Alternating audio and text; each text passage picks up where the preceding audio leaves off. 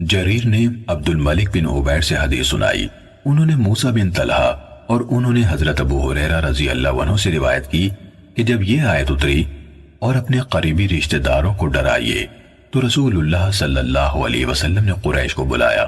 جب وہ جمع ہو گئے تو آپ نے عمومی حیثیت سے سب کو اور خاص کر کے الگ خاندانوں اور لوگوں کو ان کے نام لے لے کر فرمایا، اے کعب بن لؤی کی اولاد، اپنے آپ کو آگ سے بچا لو۔ اے مرہ بن کعب کی اولاد، اپنے آپ کو آگ سے بچا لو۔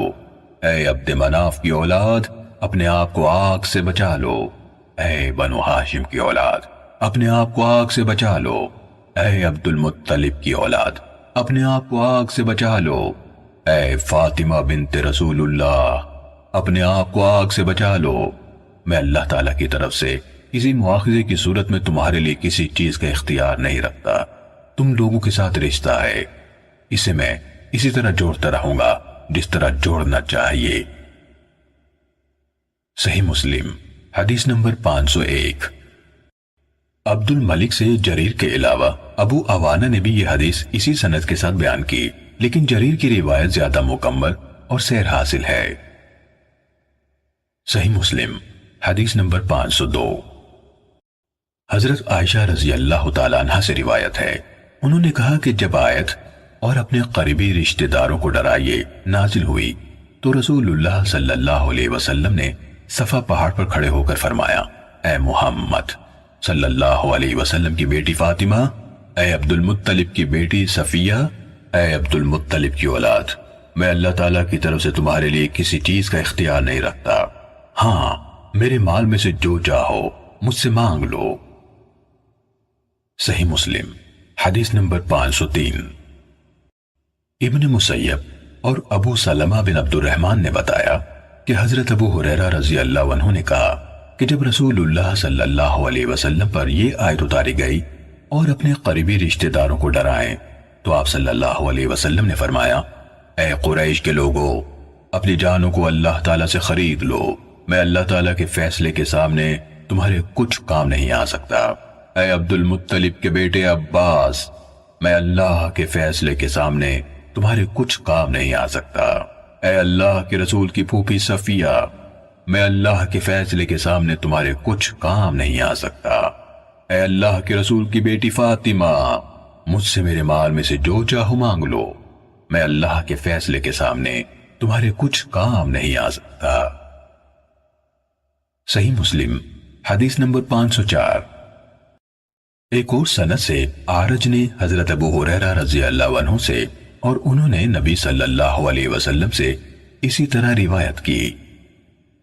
صحیح مسلم حدیث نمبر 505۔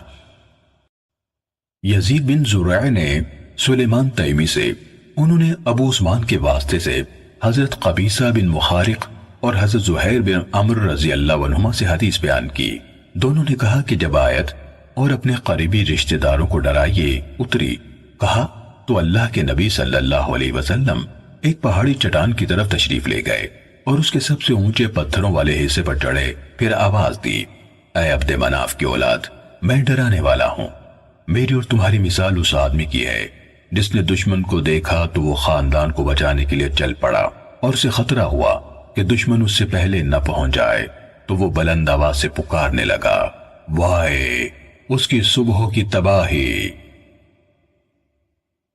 صحیح مسلم حدیث نمبر 506۔ یزید بن زرع کے بجائے معتمر نے اپنے والد سلیمان کے حوالے سے باقی ماندہ سابقہ سند کے ساتھ اسی طرح حدیث بیان کی۔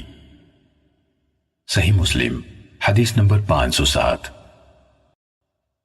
ابو اسامہ نے اعمش سے حدیث سنائی، انہوں نے عمر بن مرہ سے، انہوں نے سعید بن جبیر سے اور انہوں نے عبداللہ بن عباس رضی اللہ عنہما سے روایت کی کہ جب یہ آیت اتری اور اپنے قریبی رشتہ داروں کو ڈرائیے، خاص کر اپنے خاندان کے مخلص لوگوں کو، تو رسول اللہ صلی اللہ علیہ وسلم گھر سے نکلے یہاں تک کہ کوہ صفا پر چڑھ گئے اور پکار کر کہا، وائے اس کی صبح کی تباہی۔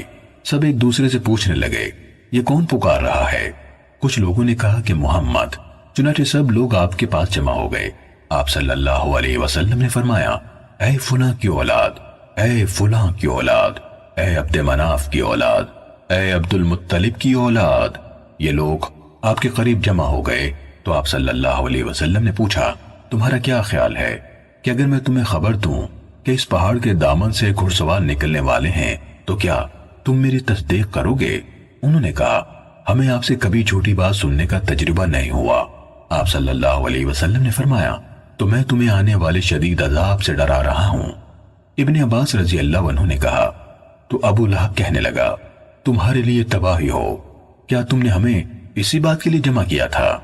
پھر وہ اٹھ گیا، اس پر یہ سورت نازل ہوئی، ابو لہب کے دونوں ہاتھ تباہ ہوئے اور وہ خود ہلاک ہوا۔ اعمش نے اسی طرح سورت کے آخر تک پڑھا۔ صحیح مسلم حدیث نمبر 508۔ اعمش سے ابو اسامہ کے بجائے ابو معاویہ نے اسی سابقہ سند کے ساتھ بیان کیا کہ رسول اللہ صلی اللہ علیہ وسلم ایک دن کوہ صفا پر چڑھے اور فرمایا، وائے اس کی صبح کی تباہی۔ اس کے بعد ابو اسامہ کی بیان کردہ حدیث کی طرح روایت کی اور آیت وَأَنذِرْ عَشِيرَتَكَ الْأَقْرَبِينَ اترنے کا ذکر نہیں کیا۔ صحیح مسلم حدیث نمبر 509۔ ابو عوانہ نے عبد الملک بن عمیر سے حدیث بیان کی، انہوں نے عبداللہ بن حارث بن نوفل سے اور انہوں نے حضرت عباس بن عبد المطلب رضی اللہ عنہ سے روایت کی کہ انہوں نے کہا، اے اللہ کے رسول، کیا آپ نے ابو طالب کو کچھ نفع پہنچایا؟ وہ ہر طرف سے آپ کا دفاع کرتے تھے اور آپ کی خاطر غضبناک ہوتے تھے۔ آپ صلی اللہ علیہ وسلم نے جواب دیا، ہاں، وہ کم گہری آگ میں ہے جو ٹخنوں تک آتی ہے، اگر میں نہ ہوتا تو وہ جہنم کے سب سے نچلے طبقے میں ہوتے۔ صحیح مسلم حدیث نمبر 510۔ سفیان بن عیینہ نے عبد الملک بن عمیر سے حدیث سنائی، انہوں نے عبداللہ بن حارث سے روایت کی، کہا، میں نے حضرت عباس رضی اللہ عنہ سے سنا، کہہ رہے تھے کہ میں نے پوچھا، اے اللہ کے رسول، ابو طالب ہر طرف سے آپ کی حفاظت کرتے تھے، آپ کی مدد کرتے تھے اور آپ کی خاطر مخالفین پر غصہ کرتے تھے، تو کیا اس سے ان کو کچھ نفع ہوا؟ آپ صلی اللہ علیہ وسلم نے فرمایا، ہاں، میں نے ان کو آگ کی اتھاہ گہرائیوں میں پایا تو ان کو کم گہری آگ تک نکال لایا۔ صحیح مسلم حدیث نمبر 511۔ سفیان ثوری نے اسی سند کے ساتھ نبی صلی اللہ علیہ وسلم سے اسی طرح حدیث بیان کی جس طرح ابو عوانہ نے بیان کی۔ صحیح مسلم حدیث نمبر 512۔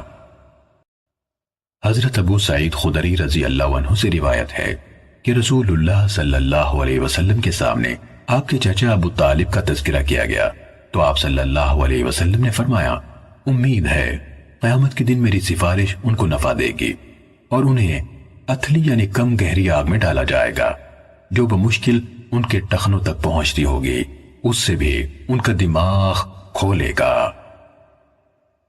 صحیح مسلم حدیث نمبر 513۔ حضرت ابو سعید خدری رضی اللہ عنہ سے روایت ہے کہ رسول اللہ صلی اللہ علیہ وسلم نے فرمایا، اہل جہنم میں سے سب سے کم عذاب میں وہ ہوگا جو آگ کی 2 جوتیاں پہنے ہوگا، اس کی جوتیوں کی گرمی سے اس کا دماغ کھولے گا۔ صحیح مسلم حدیث نمبر 514۔ حضرت ابن عباس رضی اللہ عنہما سے روایت ہے کہ رسول اللہ صلی اللہ علیہ وسلم نے فرمایا، دوزخیوں میں سب سے ہلکا عذاب ابو طالب کو ہوگا، انہوں نے 2 جوتیاں پہن رکھی ہوں گی جن سے ان کا دماغ کھولے گا۔ صحیح مسلم حدیث نمبر 515۔ شعبہ نے ابو اسحاق سے سن کر حدیث بیان کی، انہوں نے کہا، میں نے حضرت نعمان بن بشیر رضی اللہ عنہ کو خطاب کرتے ہوئے سنا، کہہ رہے تھے کہ میں نے رسول اللہ صلی اللہ علیہ وسلم سے سنا، آپ نے فرمایا، قیامت کے دن دوزخیوں میں سب سے کم عذاب اس آدمی کو ہوگا جس کے تلموں کے نیچے آگ کے 2 انگارے رکھے جائیں گے، ان سے اس کا دماغ کھولے گا۔ صحیح مسلم حدیث نمبر 516۔ شعبہ کے بجائے اعمش نے ابو اسحاق سے، انہوں نے حضرت نعمان بن بشیر رضی اللہ عنہ سے روایت کی کہ رسول اللہ صلی اللہ علیہ وسلم نے فرمایا، دوزخ میں سے سب سے ہلکے عذاب والا وہ شخص ہوگا جس کے دونوں جوتے اور دونوں تسمے آگ کے ہوں گے، ان سے اس کا دماغ اس طرح کھولے گا جس طرح ہڈیاں کھولتی ہے۔ وہ نہیں سمجھے گا کہ کوئی بھی اس سے زیادہ عذاب میں ہے، حالانکہ حقیقت میں وہ ان سب میں سے ہلکے عذاب میں ہوگا۔ صحیح مسلم حدیث نمبر 517۔ حضرت عائشہ رضی اللہ تعالیٰ عنہ سے روایت ہے کہ میں نے پوچھا، اے اللہ کے رسول، ابن جدعان جاہلیت کے دور میں صلہ رحمی کرتا تھا اور محتاجوں کو کھانا کھلاتا تھا، تو کیا یہ عمل اس کے لیے فائدہ مند ہوں گے؟ آپ صلی اللہ علیہ وسلم نے فرمایا، اسے فائدہ نہیں پہنچائیں گے، کیونکہ اس نے کسی ایک دن بھی یہ نہیں کہا تھا، میرے رب حساب و کتاب کے دن میری خطائیں معاف فرمانا۔ صحیح مسلم حدیث نمبر 518۔ حضرت عمر بن عاص رضی اللہ عنہ سے روایت ہے، انہوں نے کہا کہ میں نے رسول اللہ صلی اللہ علیہ وسلم کو بلند آواز سے برسر عام یہ کہتے ہوئے سنا، یقیناً آل ابی یعنی فلاں میرے ولی نہیں، میرا ولی صرف اور صرف اللہ تعالی ہے اور نیک مومن ہے۔ صحیح مسلم حدیث نمبر 519۔ ربیع بن مسلم نے محمد بن زیاد کے واسطے سے حضرت ابو ہریرہ رضی اللہ عنہ سے حدیث بیان کی کہ نبی اکرم صلی اللہ علیہ وسلم نے فرمایا، میری امت میں سے 70,000 افراد بغیر حساب کے جنت میں داخل ہوں گے۔ ایک آدمی نے عرض کی، اے اللہ کے رسول، اللہ سے دعا کیجئے کہ وہ مجھے بھی ان میں شامل کر دے۔ آپ صلی اللہ علیہ وسلم نے دعا فرمائی، اے اللہ اسے ان میں شامل کر۔ پھر ایک اور کھڑا ہو گیا اور کہا، اللہ کے رسول، اللہ تعالیٰ سے دعا فرمائیے وہ مجھے بھی ان میں شامل کر دے۔ آپ صلی اللہ علیہ وسلم نے جواب دیا، اقاشا اس معاملے میں تم سے سبقت لے گئے۔ صحیح مسلم حدیث نمبر 520۔ شعبہ نے کہا، میں نے محمد بن زیاد سے حدیث سنی، انہوں نے کہا میں نے حضرت ابو ہریرہ رضی اللہ عنہ سے سنی، انہوں نے کہا میں نے رسول اللہ صلی اللہ علیہ وسلم سے سنا، آپ فرما رہے تھے، آگے ربی کی حدیث کی طرح ہے۔ صحیح مسلم حدیث نمبر 521۔ سعید بن مسیب نے حدیث سنائی کہ انہیں ابو ہریرہ رضی اللہ عنہ نے حدیث بیان کی، انہوں نے کہا میں نے رسول اللہ صلی اللہ علیہ وسلم کو یہ فرماتے ہوئے سنا، میری امت کا ایک گروہ جنت میں داخل ہوگا، وہ 70,000 افراد ہوں گے، ان کے چہرے اس طرح چمکتے ہوں گے جس طرح 14ویں رات کو ماہ کامل چمکتا ہے۔ ابو ہریرہ رضی اللہ عنہ نے کہا، اس پر عکاشہ بن محسن اسدی رضی اللہ عنہ اپنی سرخ سفید اور سیاہ دھاریوں والی چادر بلند کرتے ہوئے اٹھے اور عرض کی، اے اللہ کے رسول، اللہ سے دعا فرمائیے کہ وہ مجھے بھی ان میں سے کر دے۔ تو رسول اللہ صلی اللہ علیہ وسلم نے فرمایا، اے اللہ اسے ان میں سے کر دے۔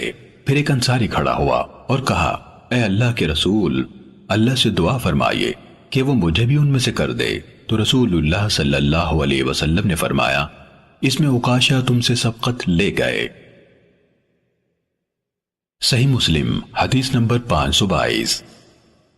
سعید بن مسیب کے بجائے ابو یونس نے حضرت ابو ہریرہ رضی اللہ عنہ سے حدیث بیان کی کہ رسول اللہ صلی اللہ علیہ وسلم نے فرمایا، میری امت سے 70,000 افراد جنت میں داخل ہوں گے، چاند کی صورت میں ان کا ایک گروہ ہوگا۔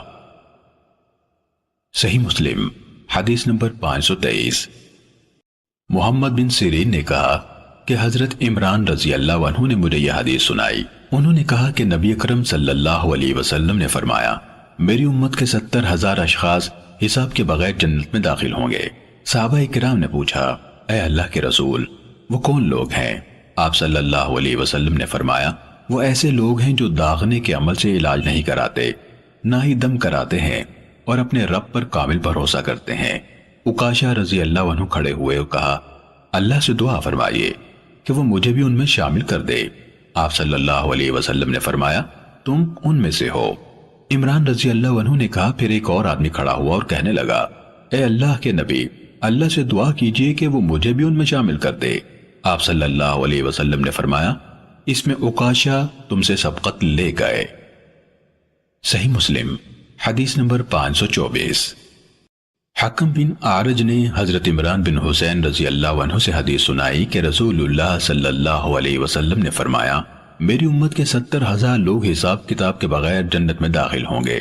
صحابہ کرام نے پوچھا، اے اللہ کے رسول، وہ کون لوگ ہیں؟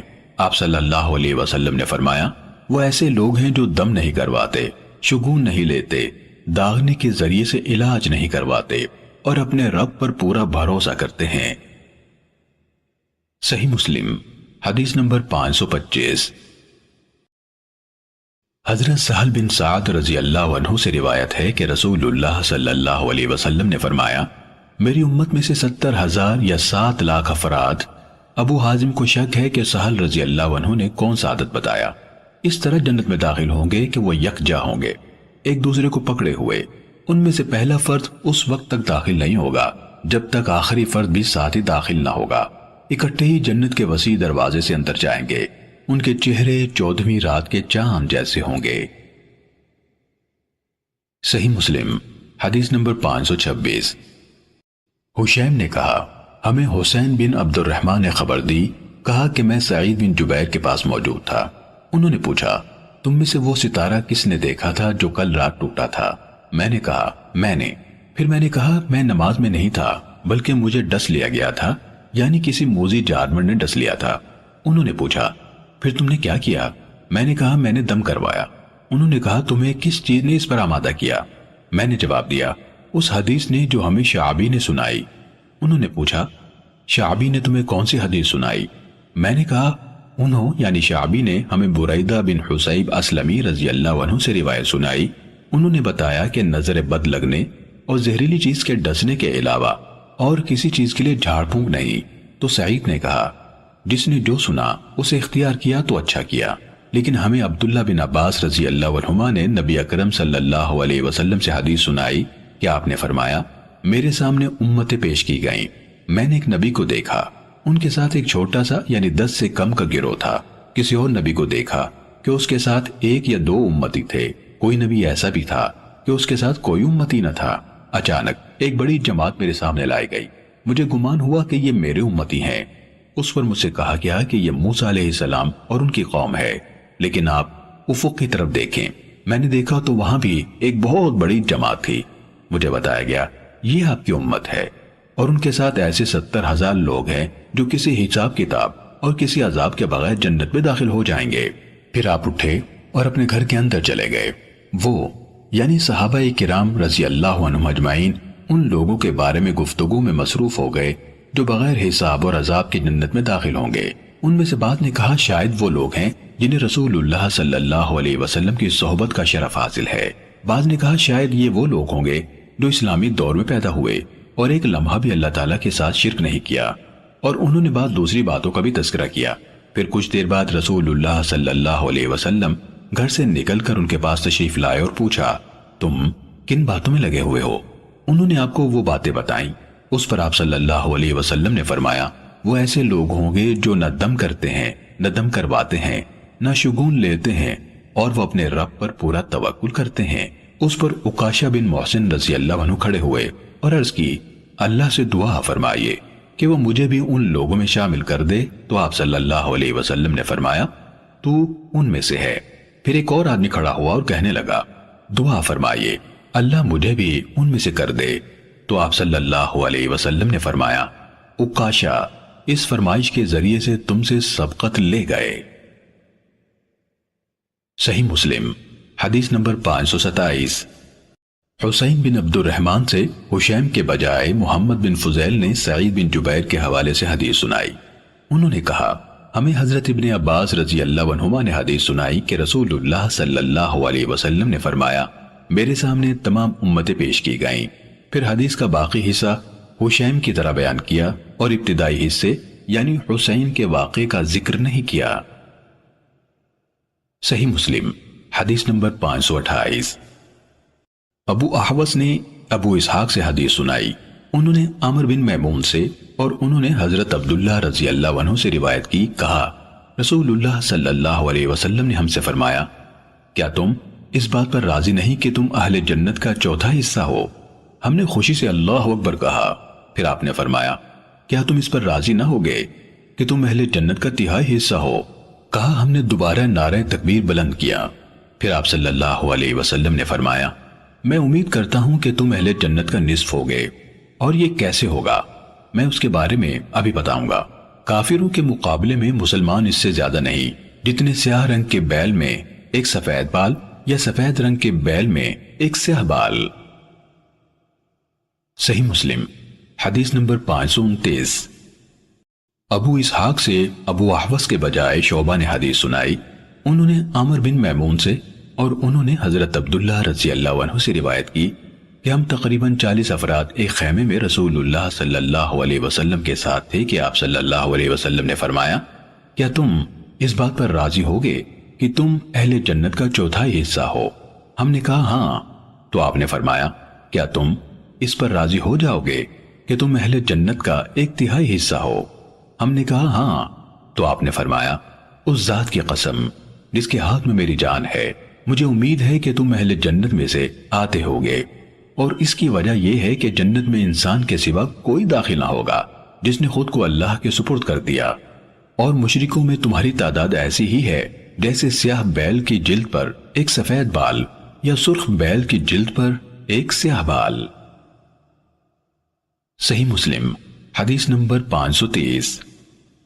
مالک بن مغول نے ابو اسحاق کے واسطے سے عمر بن میمون سے حدیث سنائی، انہوں نے حضرت عبداللہ رضی اللہ عنہ سے روایت کی کہ رسول اللہ صلی اللہ علیہ وسلم نے ہمیں خطاب کیا۔ آپ نے چمڑے کے خیمے سے ٹیک لگائی ہوئی تھی اور فرمایا، یاد رکھو جنت میں اسلام لانے والی روح کے سوا کوئی داخل نہ ہوگا۔ اے اللہ، کیا میں نے پیغام پہنچا دیا؟ اے اللہ، تو گواہ رہنا۔ کیا تم پسند کرتے ہو کہ تم اہل جنت کا چوتھائی حصہ ہو؟ ہم نے کہا جی ہاں اے اللہ کے رسول۔ آپ نے فرمایا، کیا تم پسند کرتے ہو کہ تم اہل جنت کا 1/3 حصہ ہو؟ صحابہ رضی اللہ عنہم نے کہا جی ہاں اے اللہ کے رسول۔ آپ نے فرمایا، مجھے امید ہے کہ تم اہل جنت کا نصف ہوگے۔ دوسری امتوں میں تم اس سے زیادہ نہیں ہو، مگر ایسے جس طرح ایک سیاہ بال جو سفید رنگ کے بیل پر ہو یا ایک سفید بال جو سیاہ بیل پر ہو۔ صحیح مسلم حدیث نمبر 531۔ جریر نے اعمش سے حدیث سنائی، انہوں نے ابو صالح سے اور انہوں نے حضرت ابو سعید رضی اللہ عنہ سے روایت کی کہ رسول اللہ صلی اللہ علیہ وسلم نے فرمایا، اللہ عز و جل فرمائے گا، اے آدم۔ وہ کہیں گے، میں حاضر ہوں میرے رب، قسمت کی خوبی تیری عطا ہے اور ساری خیر تیرے ہاتھ میں ہے۔ کہا، اللہ فرمائے گا، دوزخیوں کی جماعت کو الگ کر دو۔ آدم علیہ السلام عرض کریں گے، دوزخیوں کی جماعت یعنی تعداد میں کیا ہے؟ اللہ فرمائے گا، ہر 1000 میں سے 999۔ یہ وقت ہوگا جب بچے بوڑھے ہو جائیں گے، ہر حاملہ اپنا حمل گرا دے گی، اور تم لوگوں کو مدہوش کی طرح دیکھو گے، حالانکہ وہ نشے میں مدہوش نہ ہوں گے، بلکہ اللہ کا عذاب ہی بہت سخت ہوگا۔ ابو سعید رضی اللہ عنہ نے کہا کہ یہ بات ان یعنی صحابہ کرام رضوان اللہ علیہ مجمعین پر حد درجہ گراں گزری۔ انہوں نے پوچھا، اے اللہ کے رسول، ہم میں سے وہ ایک آدمی کون ہے؟ تو آپ صلی اللہ علیہ وسلم نے فرمایا، خوش ہو جاؤ، 1000 یاجوج ماجوج میں سے ہیں اور ایک تم میں سے ہے۔ ابو سعید رضی اللہ تعالیٰ عنہ نے کہا، پھر آپ نے فرمایا، اس ذات کی قسم جس کے ہاتھ میں میری جان ہے، مجھے امید ہے کہ تم اہل جنت کا چوتھائی حصہ ہوگے۔ ہم نے اللہ تعالیٰ کی حمد کی اور تکبیر کہی یعنی اللہ اکبر کہا۔ پھر آپ نے فرمایا، اس ذات کی قسم جس کے ہاتھ میں میری جان ہے، مجھے امید ہے کہ تم اہل جنت کا 1/3 حصہ ہوگے۔ ہم نے اللہ کی حمد کی اور تکبیر کہی، پھر فرمایا، اس ذات کی قسم جس کے ہاتھ میں میری جان ہے، مجھے امید ہے کہ تم اہل جنت کا آدھا حصہ ہوگے۔ دوسری امتوں کے مقابلے میں تمہاری مثال اس سفید بال کی سی ہے جو سیاہ بیل کی جلد پر ہوتا ہے، یا اس چھوٹے سے نشان کی سی ہے جو گدھے کے اگلے پاؤں پر ہوتا ہے۔ صحیح مسلم حدیث نمبر 532۔ جریر کے بجائے اعمش کے 2 شاگردوں وقیع اور ابو معاویہ نے اسی سند کے ساتھ روایت کی، لیکن دونوں کے الفاظ ہیں، اس دن لوگوں میں تم اس سے زیادہ نہیں ہوگے، مگر ایسے جس طرح ایک سفید بال جو سیاہ بیل پر ہوتا ہے یا سیاہ بال جو سفید بیل پر ہوتا ہے۔ ان دونوں نے گدھے کے اگلے پاؤں کے نشان کا تذکرہ نہیں کیا۔ صحیح مسلم حدیث نمبر 533۔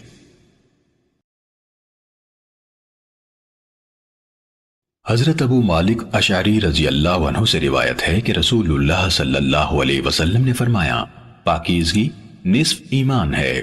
الحمدللہ ترازو کو بھر دیتا ہے، سبحان اللہ اور الحمدللہ آسمانوں سے زمین تک کی وسعت کو بھر دیتے ہیں۔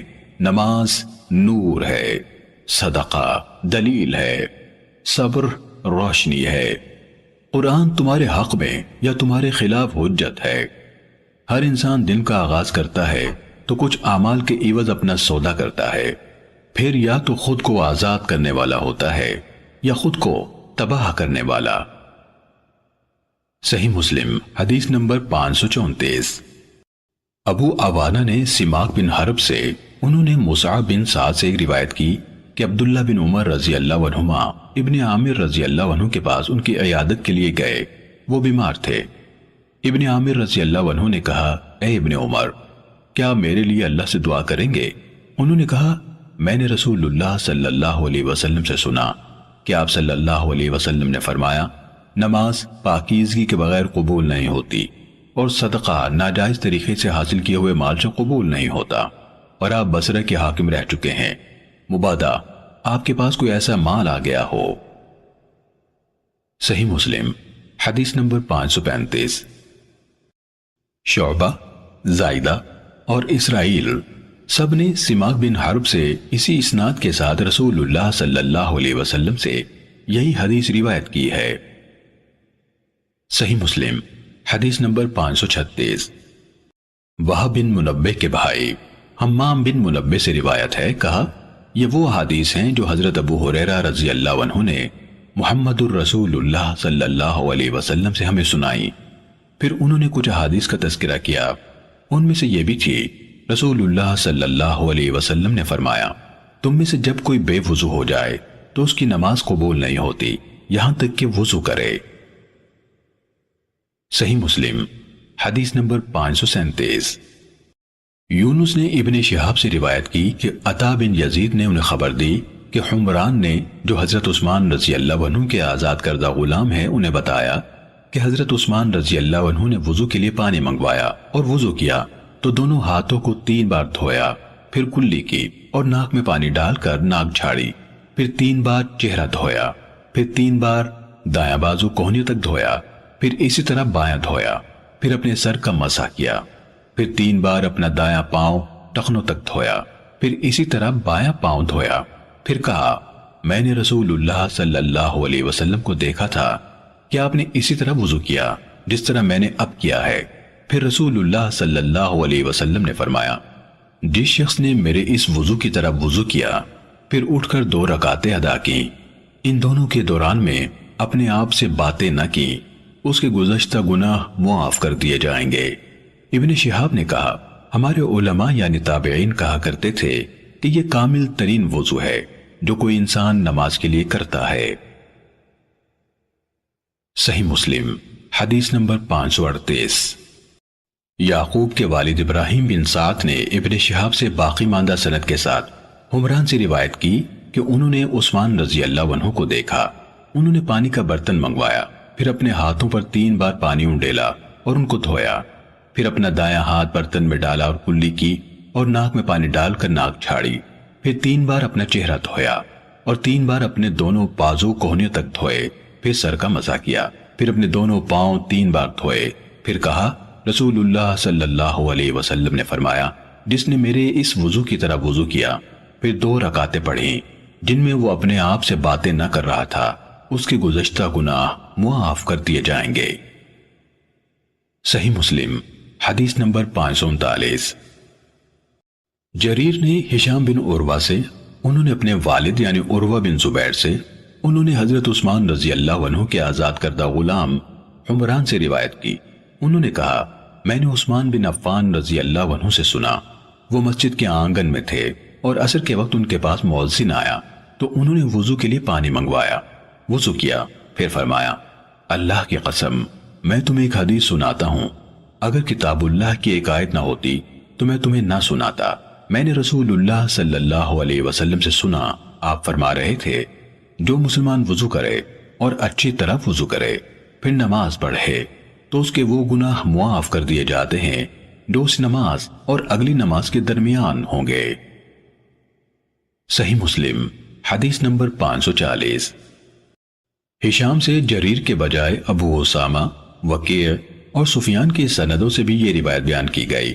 ان میں ابو اسامہ کی روایت کے الفاظ اس طرح ہیں: اچھی طرح وضو کرے اور فرض نماز ادا کرے۔ صحیح مسلم حدیث نمبر 541۔ ابن شہاب نے کہا، لیکن عروہ عمران کی جانب سے حدیث بیان کرتے ہیں کہ انہوں نے کہا، پھر جب عثمان رضی اللہ عنہ نے وضو کر لیا تو فرمایا، اللہ کی قسم میں تمہیں ایک حدیث ضرور سناؤں گا۔ اللہ کی قسم اگر کتاب اللہ کی ایک آیت نہ ہوتی تو میں تمہیں وہ حدیث نہ سناتا۔ میں نے رسول اللہ صلی اللہ علیہ وسلم سے سنا، آپ فرما رہے تھے، جو آدمی وضو کرے اور وہ اچھی طرح وضو کرے پھر نماز پڑھے تو اس کے وہ گناہ معاف کر دیے جاتے ہیں جو اس نماز اور اگلی نماز کے درمیان ہوں گے۔ عروہ نے کہا، وہ آیت جس کی طرف حضرت عثمان رضی اللہ عنہ نے اشارہ کیا، بلا شبہ وہ لوگ جو ان کھلی نشانیوں اور ہدایت کو چھپاتے ہیں جو ہم نے اتاری، یہاں سے لے کر اللاعنون تک ہے۔ صحیح مسلم حدیث نمبر 542۔ اسحاق بن سعید بن عمر بن سعید بن عاص نے اپنے والد سعید بن عمر سے اور انہوں نے اپنے والد عمر بن سعید سے روایت کی، انہوں نے کہا، میں عثمان رضی اللہ عنہ کے پاس تھا۔ انہوں نے وضو کا پانی منگایا اور کہا، میں نے رسول اللہ صلی اللہ علیہ وسلم کو یہ فرماتے ہوئے سنا، کوئی مسلمان نہیں جس کی فرض نماز کا وقت ہو جائے پھر وہ اس کے لیے اچھی طرح وضو کرے، اچھی طرح خشوع سے اسے ادا کرے اور احسن انداز سے رکوع کرے، مگر وہ نماز اس کے پچھلے گناہوں کا کفارہ ہوگی جب تک وہ کبیرہ گناہ کا ارتکاب نہیں کرتا، اور یہ بات ہمیشہ کے لیے کی۔ صحیح مسلم حدیث نمبر 543۔ قتیبہ بن سعید اور احمد بن عبدہ زبی نے کہا، ہمیں عبدالعزیز دراوردی نے زید بن اسلم سے حدیث بیان کی، انہوں نے حضرت عثمان رضی اللہ عنہ کے آزاد کردہ غلام عمران سے روایت کی، انہوں نے کہا، میں عثمان بن عفان رضی اللہ عنہ کے پاس وضو کا پانی لایا تو انہوں نے وضو کیا، پھر کہا، کچھ لوگ رسول اللہ صلی اللہ علیہ وسلم سے حدیث بیان کرتے ہیں جن کی حقیقت میں نہیں جانتا، مگر میں نے رسول اللہ صلی اللہ علیہ وسلم کو دیکھا، آپ نے میرے اس وضو کی طرح وضو کیا، پھر فرمایا، جس نے اس طریقے سے وضو کیا اس کے گزشتہ گناہ معاف ہو گئے اور اس کی نماز اور مسجد کی طرف جانا زائد ثواب کا باعث ہوگا۔ ابن عبدہ کی روایت میں ہے، میں عثمان رضی اللہ عنہ کے پاس آیا تو انہوں نے وضو کیا۔ صحیح مسلم حدیث نمبر 544۔ قتیبہ بن سعید، ابو بکر بن ابی شیبہ اور زہیر بن حرب نے کہا، اس حدیث کے الفاظ قتیبہ اور ابو بکر کے ہیں، ہمیں وقیع نے سفیان کے حوالے سے ابو نضر سے حدیث سنائی، انہوں نے ابو انس سے روایت کی کہ حضرت عثمان رضی اللہ عنہ نے المقاعد کے پاس وضو کیا، کہنے لگے، کیا میں تمہیں رسول اللہ صلی اللہ علیہ وسلم کا وضو کر کے نہ دکھاؤں؟ پھر ہر عضو کو 3 بار دھویا۔ قتیبہ نے اپنی روایت میں یہ اضافہ کیا۔ سفیان نے کہا، ابو نضر نے ابو انس سے روایت بیان کرتے ہوئے کہا، یعنی عثمان رضی اللہ عنہ کے پاس رسول اللہ صلی اللہ علیہ وسلم کے صحابہ میں سے کئی لوگ موجود تھے۔ صحیح مسلم حدیث نمبر 545۔ مسعر نے ابو صخرہ جامع بن شداد سے روایت کی، انہوں نے کہا، میں نے حمران بن ابان سے سنا، انہوں نے کہا، میں عثمان رضی اللہ عنہ کے غسل اور وضو کے لیے پانی رکھا کرتا تھا، اور کوئی دن ایسا نہ آتا کہ وہ تھوڑا سا پانی اپنے اوپر نہ بہا لیتے، یعنی ہلکا سا غسل نہ کر لیتے۔ ایک دن عثمان رضی اللہ عنہ نے کہا، رسول اللہ صلی اللہ علیہ وسلم نے اس نماز سے، مسعر کا قول ہے، میرا خیال ہے کہ عصر کی نماز مراد ہے، سلام پھیرنے کے بعد ہم سے گفتگو فرمائی۔ آپ صلی اللہ علیہ وسلم نے فرمایا، میں نہیں جانتا کہ ایک بات تم سے کہہ دوں یا خاموش رہوں۔ ہم نے عرض کی، اے اللہ کے رسول، اگر بھلائی کی بات ہے تو ہمیں بتا دیجئے، اگر کچھ اور ہے تو اللہ اور اس کا رسول بہتر جانتے ہیں۔ رسول اللہ صلی اللہ علیہ وسلم نے فرمایا، جو بھی مسلمان وضو کرتا ہے اور جو وضو اللہ نے اس کے لیے فرض قرار دیا ہے اس کو مکمل طریقے سے کرتا ہے، پھر یہ 5 نمازیں ادا کرتا ہے، تو یقیناً یہ نمازیں ان گناہوں کا کفارہ بن جائیں گی جو ان نمازوں کے درمیان کے اوقات میں سرزد ہوئے۔ صحیح مسلم حدیث نمبر 546۔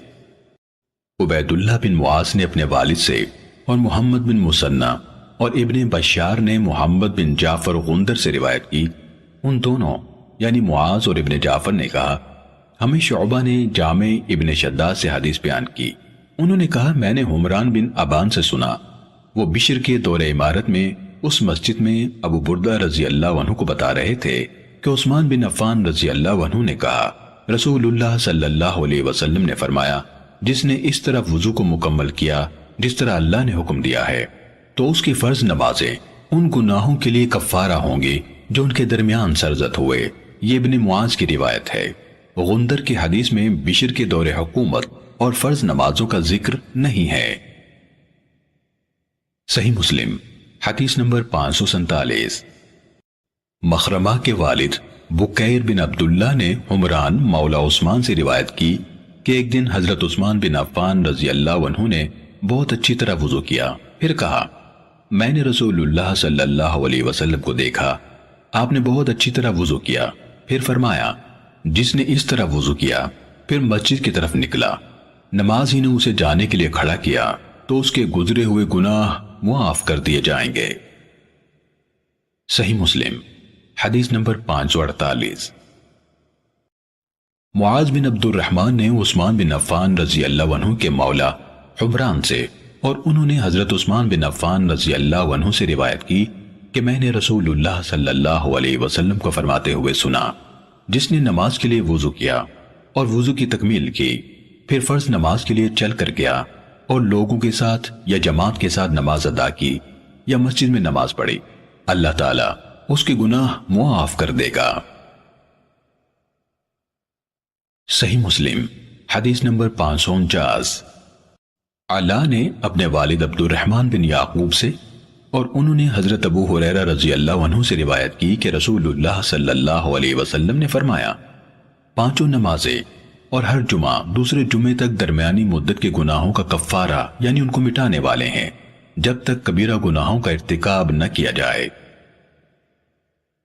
صحیح مسلم حدیث نمبر 550۔ محمد بن سیرین نے حضرت ابو ہریرہ رضی اللہ عنہ سے روایت کی، انہوں نے نبی صلی اللہ علیہ وسلم سے روایت کی، آپ صلی اللہ علیہ وسلم نے فرمایا پانچوں نمازیں اور ایک جمعہ دوسرے جمعے تک درمیانی مدت کے گناہوں کا کفارہ ہے۔ صحیح مسلم حدیث نمبر 551۔ عمر بن اسحاق کے والد اسحاق بن عبداللہ نے حضرت ابو ہریرہ رضی اللہ عنہ سے روایت کی کہ رسول اللہ صلی اللہ علیہ وسلم فرمایا کرتے تھے جب انسان کبیرہ گناہوں سے اجتناب کر رہا ہو تو 5 نمازیں ایک جمعہ دوسرے جمعے تک اور ایک رمضان دوسرے رمضان تک درمیان کے عرصے میں ہونے والے گناہوں کو مٹانے کا سبب ہے۔ صحیح مسلم حدیث نمبر 552۔ عبد الرحمن بن مہدی نے کہا ہمیں معاویہ بن صالح نے ربیعہ بن یزید کے حوالے سے ابو ادریس خولانی سے حدیث بیان کی، انہوں نے عتبہ بن عامر رضی اللہ عنہ سے روایت کی، اسی طرح معاویہ نے کہا مجھے ابو عثمان نے جبیر بن نفیر سے، انہوں نے عقبہ بن عامر رضی اللہ عنہ سے حدیث سنائی، انہوں نے کہا ہمارے ذمے اونٹ چرانے کا کام تھا، میری باری آئی تو میں شام کے وقت ان کو چرا کر واپس لایا تو میں نے رسول اللہ صلی اللہ علیہ وسلم کو دیکھا، آپ کھڑے ہو کر لوگوں کو کچھ ارشاد فرما رہے تھے، مجھے آپ کی یہ بات سننے کو ملی جو بھی مسلمان وضو کرتا ہے اور وہ اچھی طرح وضو کرتا ہے پھر کھڑے ہو کر پوری یکسوئی اور توجہ کے ساتھ 2 رکعت نماز پڑھتا ہے تو اس کے لیے جنت واجب ہو جاتی ہے۔ میں نے کہا کیا خوب بات ہے یہ، تو میرے سامنے ایک کہنے والا کہنے لگا اس سے پہلی والی بات اس سے بھی زیادہ عمدہ ہے۔ میں نے دیکھا تو وہ عمر رضی اللہ عنہ تھے، انہوں نے کہا میں نے دیکھا ہے تم ابھی آئے ہو، آپ صلی اللہ علیہ وسلم نے اس سے پہلے فرمایا تھا تم میں سے جو شخص بھی وضو کرے اور اپنے وضو کو پورا کرے یا خوب اچھی طرح وضو کرے پھر یہ کہے میں گواہی دیتا ہوں کہ اللہ کے سوا کوئی معبود نہیں اور محمد اس کے بندے اور اس کے رسول ہیں، تو اس کے لیے جنت کے 8 دروازے کھول دیے جاتے ہیں جس سے چاہے داخل ہو جائے۔ صحیح مسلم حدیث نمبر 553۔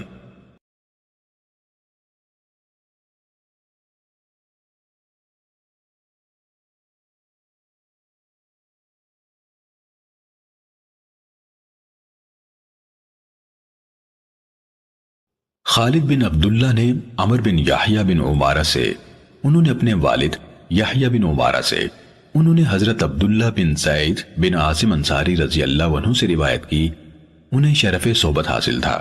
یحییٰ بن عمارہ نے کہا، حضرت عبداللہ بن زید سے کہا گیا ہمیں رسول اللہ صلی اللہ علیہ وسلم کا سب وضو کر کے دکھائیں۔ اس پر انہوں نے پانی کا ایک برتن منگوایا، اسے جھکا کر اس میں سے اپنے دونوں ہاتھوں پر پانی انڈیلا اور انہیں 3 بار دھویا، پھر اپنا ہاتھ ڈال کر پانی نکالا اور ایک ہی چلو سے کلی کی اور ناک میں پانی کھینچا، یہ 3 بار کیا، پھر اپنا ہاتھ ڈال کر پانی نکالا اور اپنا چہرہ 3 بار دھویا، پھر اپنا ہاتھ ڈال کر پانی نکالا اور اپنے بازو کوہنیوں تک 2 بار دھوئے، تاکہ امت کو معلوم ہو جائے کہ کسی عضو کو 2 بار دھونا بھی جائز ہے۔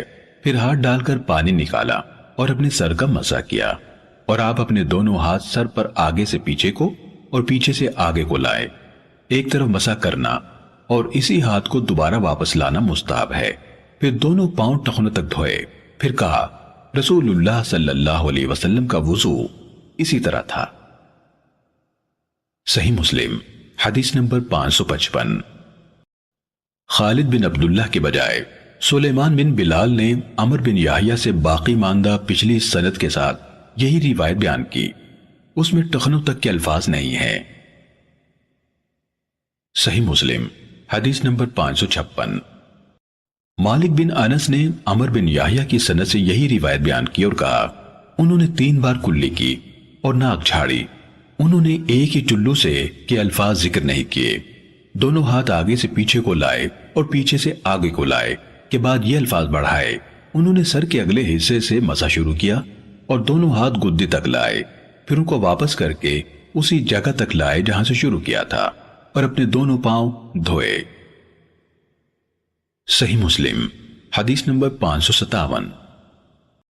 بحث نے وہیب سے اور اس نے عمر بن یحییٰ سے سابقہ راویوں کی اسناد کی طرح حدیث بیان کی اور اس میں کہا اور انہوں نے کلی کی، ناک میں پانی ڈالا اور ناک جھاڑی 3 چلو پانی سے، اور یہ بھی کہا پھر سر کا مسح کیا اور آگے سے پیچھے کو اور پیچھے سے آگے کو مسح کیا 1 بار۔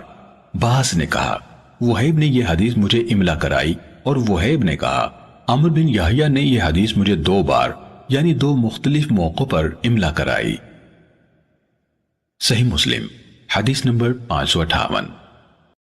ہارون بن سعید ایلی اور ابو طاہر نے حدیث بیان کی، انہوں نے کہا ہمیں ابن وہب نے حدیث سنائی، انہوں نے کہا مجھے عمر بن حارث نے خبر دی کہ حبان بن واسع نے انہیں حدیث سنائی، کہا ان کے والد نے ان سے بیان کیا، کہا انہوں نے حضرت عبداللہ بن زید بن عاصم مازنی انصاری رضی اللہ عنہ کو یہ کہتے ہوئے سنا کہ انہوں نے رسول اللہ صلی اللہ علیہ وسلم کو دیکھا، آپ نے وضو کیا تو کلی کی، پھر ناک جھاڑی، پھر 3 بار اپنا چہرہ دھویا اور اپنا دایاں ہاتھ 3 بار اور دوسرا بھی 3 بار دھویا اور سر کا مسح اس پانی سے کیا جو ہاتھ میں بچا ہوا نہیں تھا، اور اپنے پاؤں دھوئے حتیٰ کہ ان کو اچھی طرح صاف کر دیا۔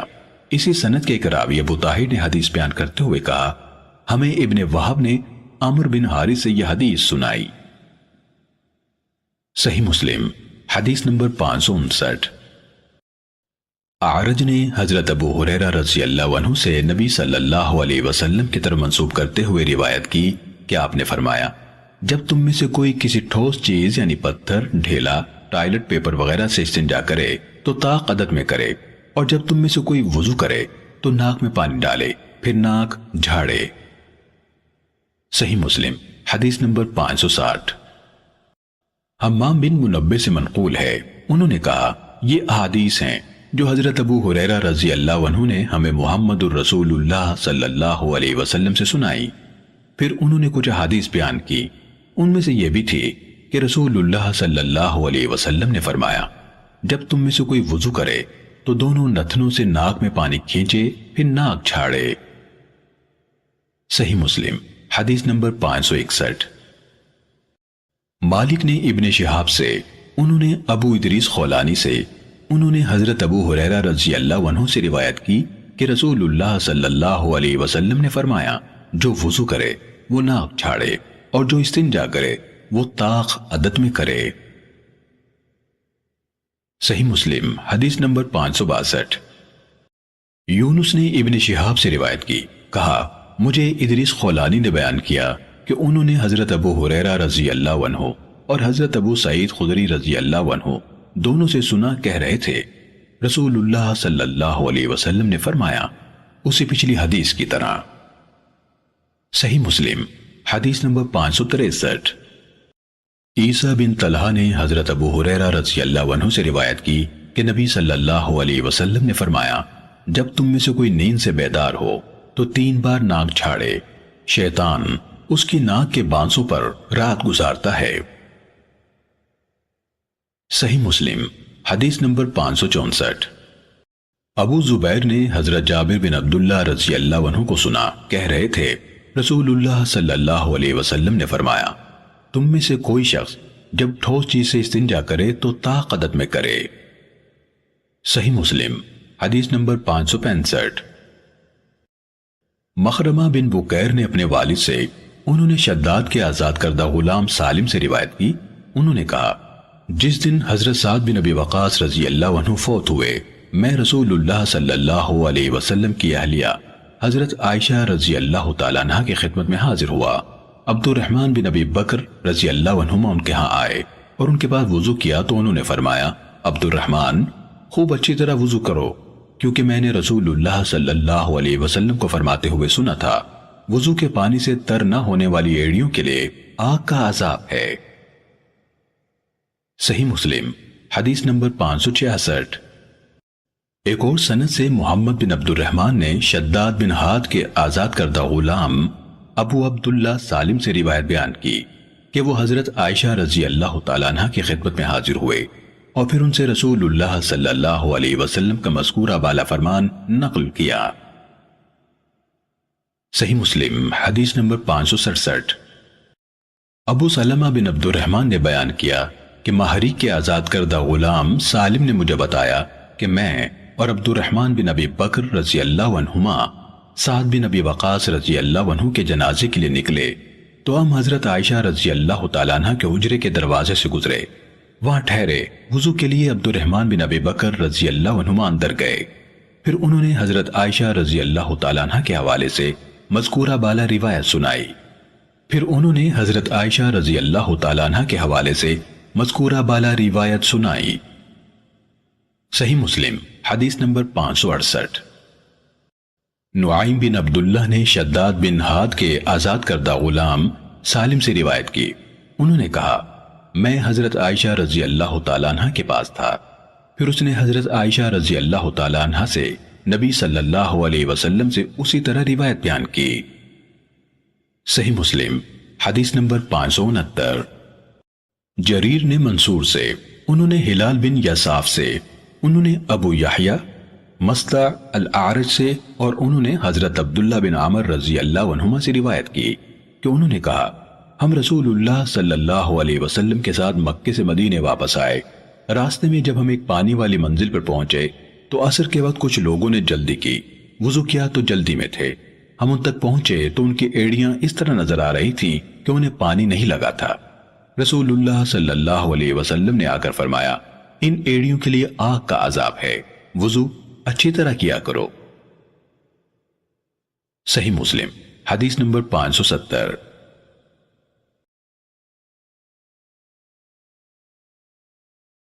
منصور کے دوسرے شاگرد سفیان اور شعبہ کے حوالے سے بھی باقی ماندہ اسی سند کے ساتھ یہی روایت بیان کی گئی، جس میں شعبہ نے خوب اچھی طرح وضو کرو کے الفاظ بیان نہیں کیے، اور اس کی حدیث کی سند میں ہے ابو یحییٰ اعرج سے روایت ہے۔ صحیح مسلم حدیث نمبر 571۔ یوسف بن ماہک نے حضرت عبداللہ بن عمر رضی اللہ عنہما سے روایت کی، کہا ایک سفر کے دوران میں نبی کریم صلی اللہ علیہ وسلم ہم سے پیچھے رہ گئے، آپ ہمارے پاس پہنچے تو عصر کی نماز کا وقت ہو چکا تھا، ہم میں سے کچھ لوگ اپنے پاؤں پر جلدی میں ہاتھ پھیرنے لگے تو آپ صلی اللہ علیہ وسلم نے بلند آواز سے فرمایا ان ایڑیوں کے لیے آگ کا عذاب ہے۔ صحیح مسلم حدیث نمبر 572۔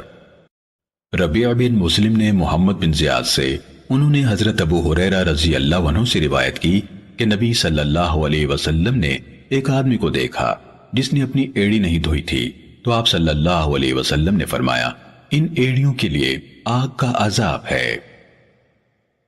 صحیح مسلم حدیث نمبر 573۔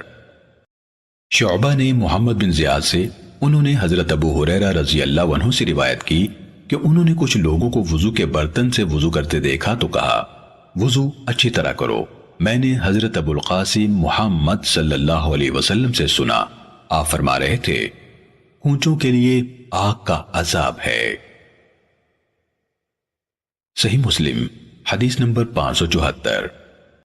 سہیل کے والد ابو صالح نے حضرت ابو ہریرہ رضی اللہ عنہ سے روایت کی، انہوں نے کہا رسول اللہ صلی اللہ علیہ وسلم نے فرمایا ایڑیوں کے لیے آگ کا عذاب ہے۔ صحیح مسلم حدیث نمبر 575۔ حضرت جابر رضی اللہ عنہ سے روایت ہے، انہوں نے کہا مجھے حضرت عمر بن خطاب رضی اللہ عنہ نے بتایا کہ ایک شخص نے وضو کیا تو اپنے پاؤں پر ایک ناخن جتنی جگہ چھوڑ دی، تو نبی صلی اللہ علیہ وسلم نے اس کو دیکھ لیا اور فرمایا واپس جاؤ اور اپنا وضو خوب اچھی طرح کرو۔ وہ واپس آیا، یعنی حکم پر عمل کیا، پھر نماز پڑھی۔ صحیح مسلم حدیث نمبر 576۔ حضرت ابو ہریرہ رضی اللہ عنہ سے روایت ہے کہ رسول اللہ صلی اللہ علیہ وسلم نے فرمایا جب ایک مسلم یا مومن بندہ وضو کرتا ہے اور اپنا چہرہ دھوتا ہے تو پانی یا پانی کے آخری قطرے کے ساتھ اس کے چہرے سے وہ سارے گناہ جنہیں اس نے اپنی آنکھوں سے دیکھتے ہوئے کیا تھا خارج ہو جاتے ہیں، اور جب وہ اپنے ہاتھ دھوتا ہے تو پانی یا پانی کے آخری قطرے کے ساتھ وہ سارے گناہ جو اس کے ہاتھوں نے پکڑ کر کیے تھے خارج ہو جاتے ہیں، اور جب وہ اپنے دونوں پاؤں دھوتا ہے تو پانی یا پانی کے آخری قطرے کے ساتھ وہ تمام گناہ جو اس کے پیروں نے چل کر کیے تھے خارج ہو جاتے ہیں، حتیٰ کہ وہ گناہوں سے پاک ہو کر نکلتا ہے۔ صحیح مسلم حدیث نمبر 577۔ حضرت عثمان بن عفان رضی اللہ عنہ سے روایت ہے، انہوں نے کہا رسول اللہ صلی اللہ علیہ وسلم نے فرمایا جس نے وضو کیا اور خوب اچھی طرح وضو کیا تو اس کے جسم سے اس کے گناہ خارج ہو جاتے ہیں، حتیٰ کہ اس کے ناخنوں کے نیچے سے بھی نکل جاتے ہیں۔ صحیح مسلم حدیث نمبر 578۔ عمارہ بن غزیہ انصاری نے نعیم بن عبداللہ مجمر سے روایت کی، انہوں نے کہا میں نے ابو ہریرہ رضی اللہ عنہ کو وضو کرتے دیکھا، انہوں نے اپنا چہرہ دھویا اور اچھی طرح وضو کیا، پھر اپنا دایاں بازو دھویا حتیٰ کہ اوپر بازو کی ابتدا تک پہنچے، پھر اپنا بایاں بازو دھویا حتیٰ کہ اوپر بازو کی ابتدا تک پہنچے، پھر اپنے سر کا مسح کیا، پھر اپنا دایاں پاؤں دھویا حتیٰ کہ اوپر پنڈلی کی ابتدا تک پہنچے، پھر اپنا بایاں پاؤں دھویا حتیٰ کہ اوپر پنڈلی کی ابتدا تک پہنچے، پھر کہا رسول اللہ صلی اللہ علیہ وسلم کو اسی طرح وضو کرتے دیکھا، اور کہا رسول اللہ صلی اللہ علیہ وسلم نے فرمایا قیامت کے دن اچھی طرح وضو کرنے کی وجہ سے تم لوگ ہی روشن چہروں اور سفید چمکدار ہاتھ پاؤں والے ہوگے، لہذا تم میں سے جو اپنے چہرے اور ہاتھ پاؤں کی روشنی اور سفیدی کو آگے تک بڑھا سکے بڑھا لے۔ صحیح مسلم حدیث نمبر 579۔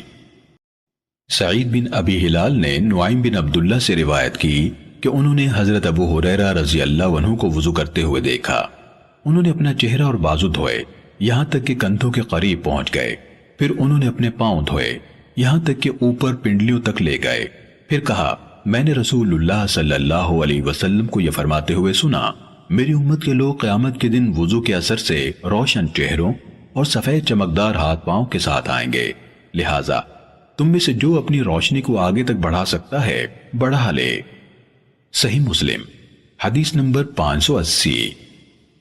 مروان نے ابو مالک اشجعی سعد بن طارق سے، انہوں نے ابو حازم سے، اور انہوں نے حضرت ابو ہریرہ رضی اللہ عنہ سے روایت کی کہ رسول اللہ صلی اللہ علیہ وسلم نے فرمایا میرا حوض عدن سے ایلا تک کے فاصلے سے زیادہ وسیع ہے، اور اس کا پانی برف سے زیادہ سفید اور شہد ملے دودھ سے زیادہ شیریں ہے، اور اس کے برتن ستاروں کی تعداد سے زیادہ ہیں، یہ خالصتاً میری امت کے لیے ہے، اس لیے میں امت کے علاوہ دوسرے لوگوں کو اس سے روکوں گا جیسے آدمی اپنے حوض سے لوگوں کے اونٹوں کو روکتا ہے۔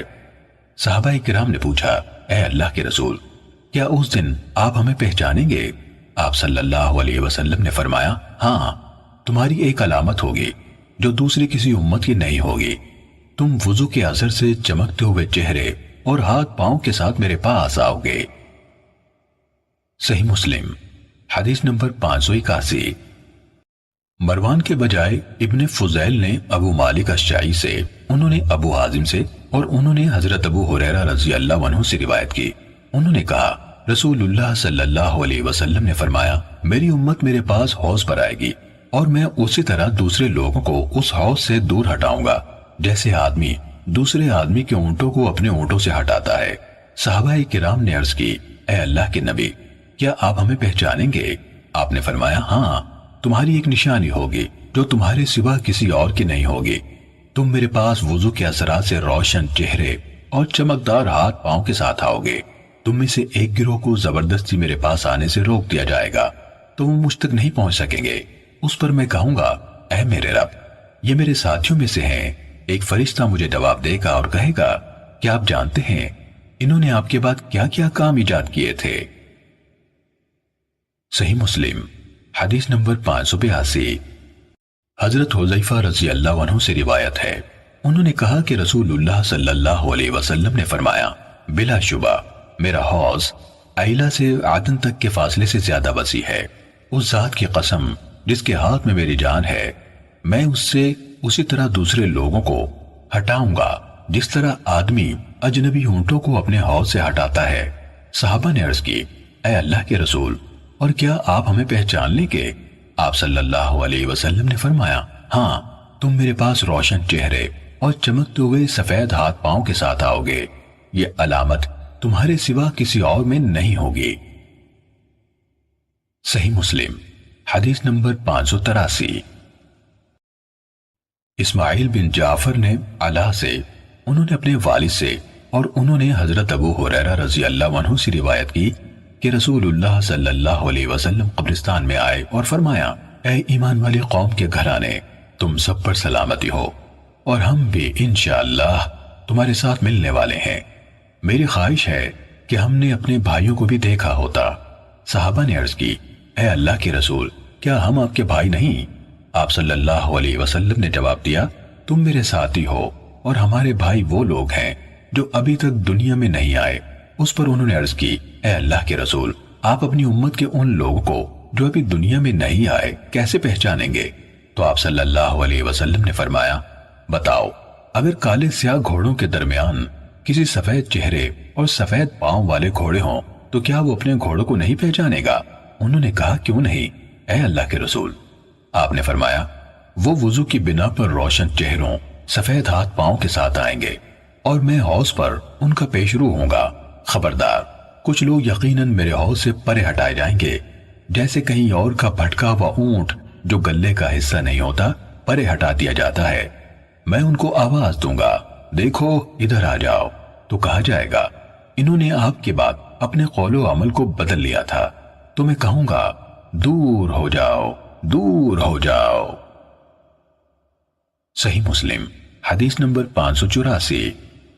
اسماعیل کے بجائے عبد العزیز دراوردی اور مالک نے علا سے، انہوں نے اپنے والد عبد الرحمن سے اور انہوں نے حضرت ابو ہریرہ رضی اللہ عنہ سے روایت کی کہ رسول اللہ صلی اللہ علیہ وسلم قبرستان کی طرف تشریف لے گئے اور فرمایا اے ایمان والی قوم کے دیار، تم سب پر سلامتی ہو، ہم بھی اگر اللہ نے چاہا تو تمہارے ساتھ ملنے والے ہیں۔ اس کے بعد اسماعیل بن جعفر کی روایت کی طرح ہے۔ ہاں مالک کی روایت میں یہ الفاظ ہیں تو کچھ لوگوں کو میرے حوض سے ہٹایا جائے گا۔ الا یعنی خبردار کے بجائے فا یعنی تو کا لفظ ہے۔ صحیح مسلم حدیث نمبر 585۔ ابو حازم سے روایت ہے، انہوں نے کہا میں ابو ہریرہ رضی اللہ عنہ کے پیچھے کھڑا تھا اور وہ نماز کے لیے وضو کر رہے تھے۔ وہ اپنا ہاتھ آگے بڑھاتے یہاں تک کہ بغل تک پہنچ جاتا۔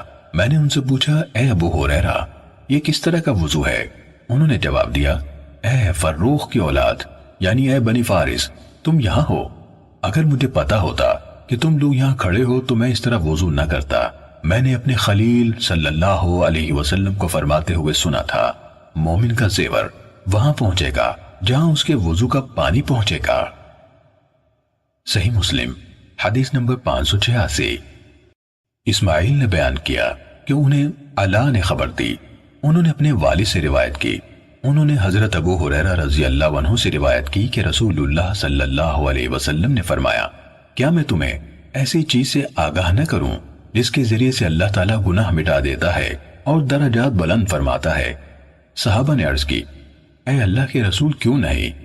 آپ صلی اللہ علیہ وسلم نے فرمایا، ناگواریوں کے باوجود اچھی طرح وضو کرنا، مساجد تک زیادہ قدم چلنا، ایک نماز کے بعد دوسری نماز کا انتظار کرنا، سو یہی رباط یعنی شیطان کے خلاف جنگ کی چھاؤنی ہے۔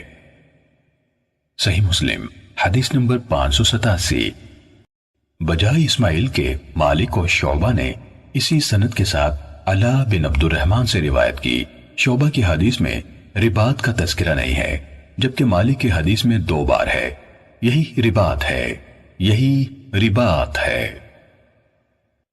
صحیح مسلم حدیث نمبر 588۔